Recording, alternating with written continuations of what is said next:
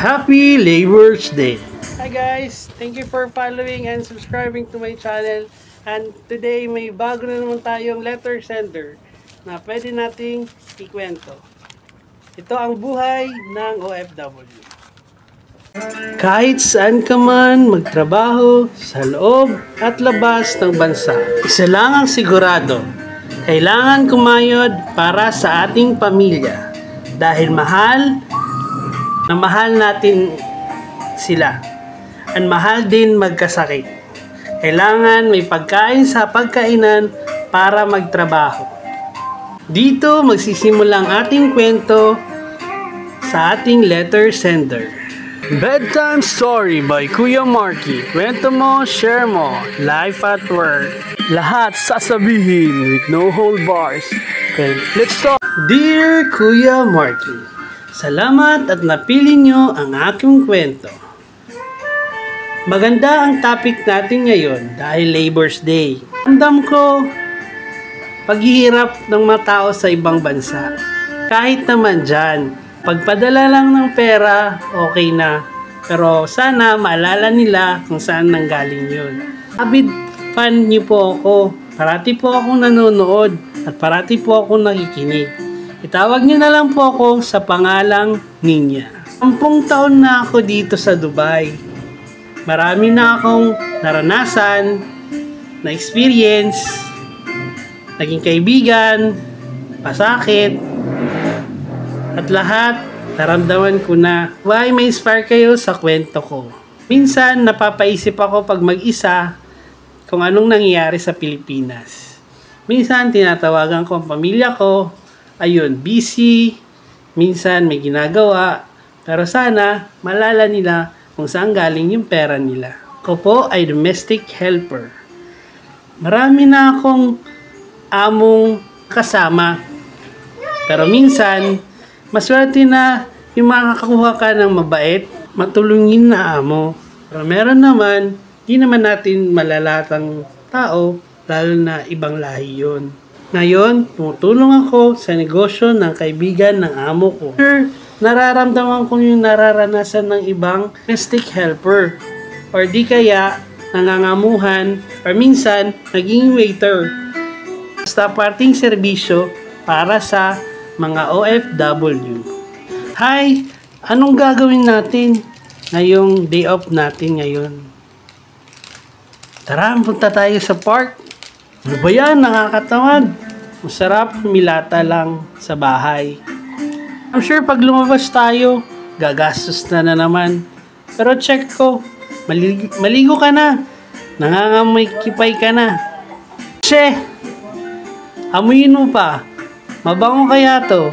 Naka-feminine wash kaya to.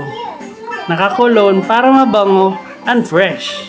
Bumangon ka na kasi muna mabilis lang ang maligo. Tapos doon na tayo alis.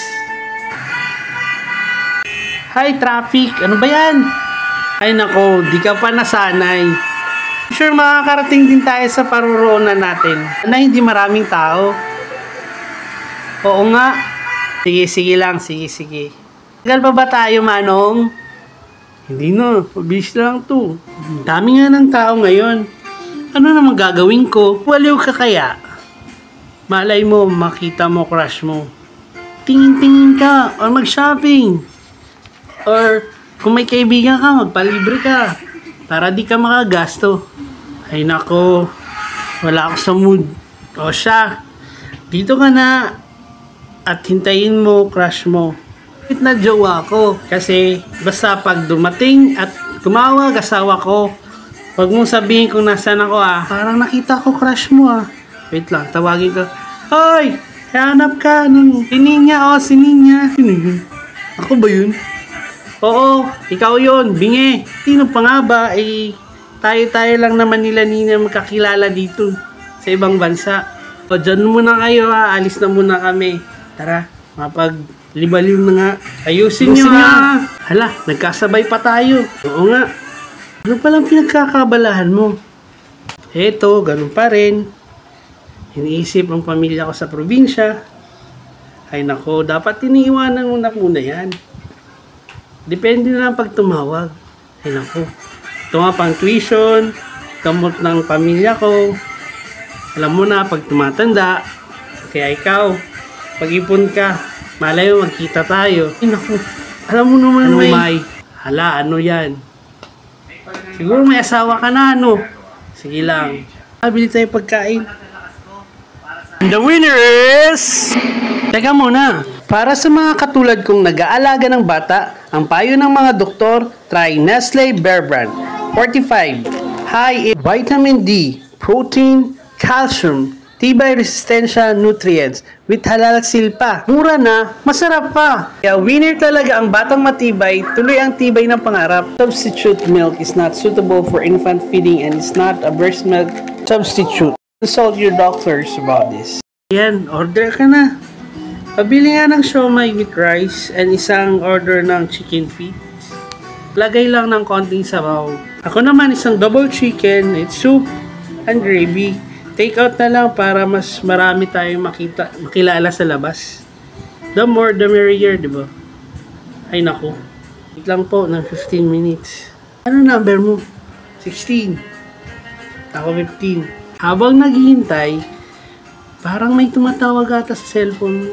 Sino yan? Hindi ko nga alam, number lang. Hello? Hello? Ba't ayaw mo sumuha? Hello? Hello, si Ninya po ba to? Ate, nasa ospital na si nanay. Ha? Ano nangyari? Ewan, di ko alam. Ikibalita pa muna. Sabi ng doktor, hypertension na naman. Ano pa yan? Ina-stress na naman nanay nyo. Ay nako, ito problema na naman, oh. Oh, yan, dyan ka na nga muna. Balitaan nyo Alis ako, na muna ako. Hanggang doon nga, Kuya Marky. Ano namin yung order namin? Kaya nagmadali ako kasi wala akong sabon. Pabalik sa bahay. Ito na namalayan na, iwanan ko na pala yung kaibigan ko, pati yung binili ko.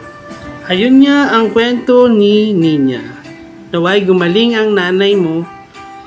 Sana ma-inspire kayo and sana makayanan ang bagong unos sa buhay. Kasi nahabol pa rin tayo ng problema kahit nasa ibang bansa. Hindi biro ang nasa ibang bansa. Sana malampasan mo and pray lang, kapit lang. There's always hope for everything. Yan nga, gawin yung motivation ang nangyayari sa ibang tao. Hindi man katulad ng kwento, I'm sure, mag-pray lang at iginhawa din ang buhay.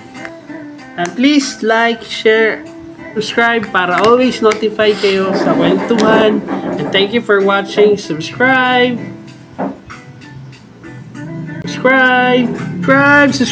Thank you for watching. Subscribe. Please share my video. Ang concert, mini concert. Salamat. Thank you for sharing. Bedtime Story by Kuya Marky. Kwento mo, share mo. Life at work. Lahat sasabihin with no hold bars. Okay, let's start.